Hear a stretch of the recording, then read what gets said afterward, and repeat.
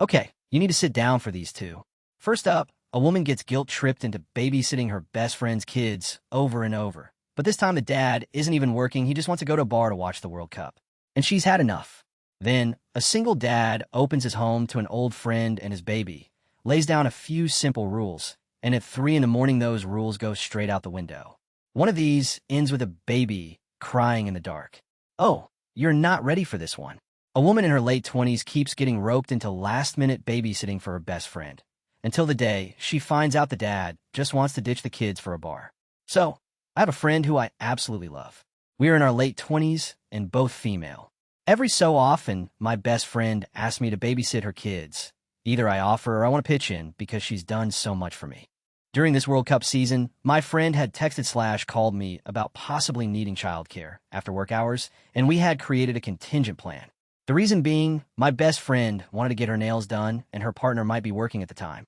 I am all for babysitting for my overstimulated best friend, and don't mind moving my schedule around for her to have some time to herself. However, I've always been a bit bothered about the way babysitting works with her, but I love her so much that I put up with it. First of all, I always have to wait last minute to find out if her partner is working or not. If he's not, he typically makes personal plans because he knows I'm coming.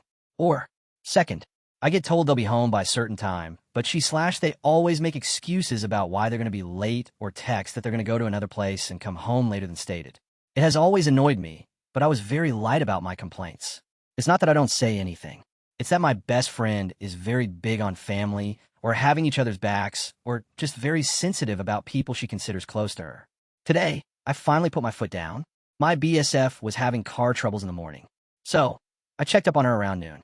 Since she had that car issue, I was thinking maybe there was a hinder on the plans for the day.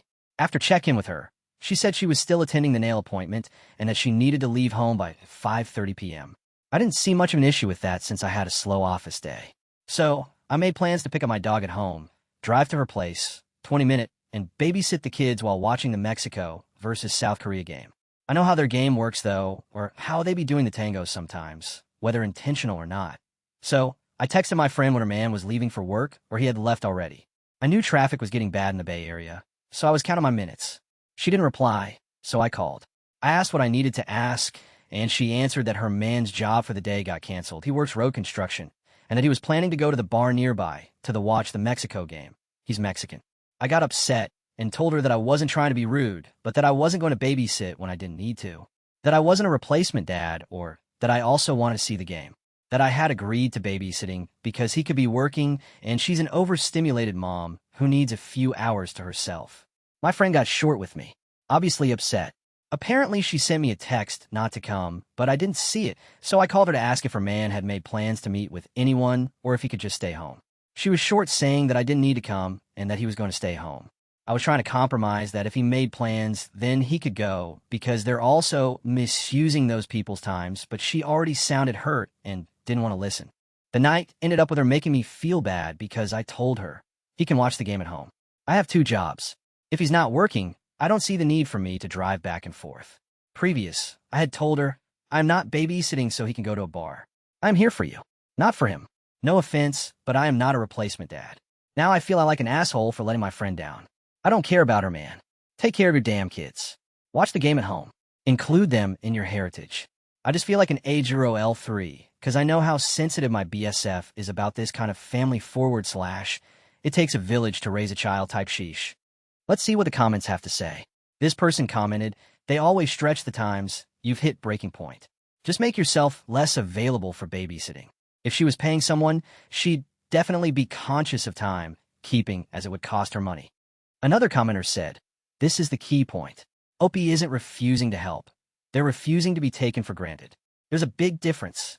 And the internet is screaming it from the rooftops here. She was never a babysitter. She was a free pass for a dad who'd rather be at a bar than with his own kids. Setting a boundary doesn't make you the villain, and the whole community agrees. Not the asshole.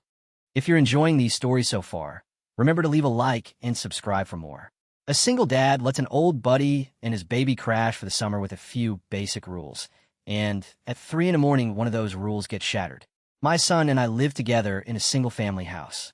I have a friend who I haven't seen in years, but recently reconnected over Instagram. We grew up close, and we're both admittedly troublemakers. Since hanging, I've gone to university, developed a professional career, bought a home, had a son, etc. I left all social media several years ago, but I was obligated to make a business IG account linked to me. This old friend connects, and we start talking about shared interests and whatnot. Over several months, I find out he has a young baby and needs a place for him and his daughter. He's had it rough. Baby's mom is in a shelter on rehab. He's trying to raise a baby on his own. I agreed he could stay this summer as long as he abides a few rules. Not a dry house, but beers go in cups and no half-drunk cans lying around. He's the only one who drinks, so I made this rule after I noticed it becoming a problem. Spilled beer stinks. No inviting people over. My son lives here. No Tinder dates coming back to my house. No randos knowing my front door code. This came after he was flipping through Tinder asking my opinion on girls in nearby bars. No drugs. Initially unspoken, but clarified through casual conversation about personal habits. That was it. Just lay low, get your crap together, save money, and take care of that baby. Responsible drink, no drugs, and appreciate stranger danger. Last night, I waked to hear voices up and about at 3:20 a.m. He had brought someone over despite the above. He said he had no choice and that she got out of work late, and they were just hanging until morning. My son happened to not be with me that night, but there was no way for them to know that. I confronted immediately and said I'd think about what to do after work. I didn't even ask them to leave and left them both at home when I left for work. I thought about it all day. I just don't have the mental energy to worry about whether he's trying to sneak something past me. And I have my kid's safety to consider. After work, I told him he had until Sunday to find new arrangements when my son returned from camping.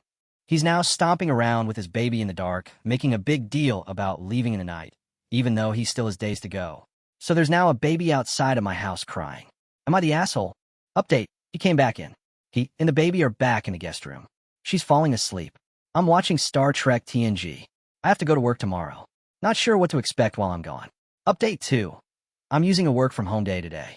I wouldn't get anything done in the office if I was worried about what was happening here. Let's see what the comments have to say. This person commented, "No good deed goes unpunished." NTA. Another commenter said, "Opie's intentions are really good, and he just wanted to help his old friend." Unfortunately, not all friends are the ones you should live with. Just because you knew each other a long time ago doesn't mean he's still the same person. People change. This guy opened his home, asked for almost nothing, and got a stranger in his house at 3 in the morning with his kid's safety on the line. He even gave the guy days to land softly, and that got met with a tantrum in the dark. Protecting your child is never the wrong call. Not the asshole. What would you have done in this situation? Let me know in the comments. So what's the verdict, jury? Was she wrong for finally refusing to babysit so a grown man could hit the bar? And that dad protecting his kid at 3 in the morning, hero move or too harsh? Drop your verdicts in the comments. I read every single one.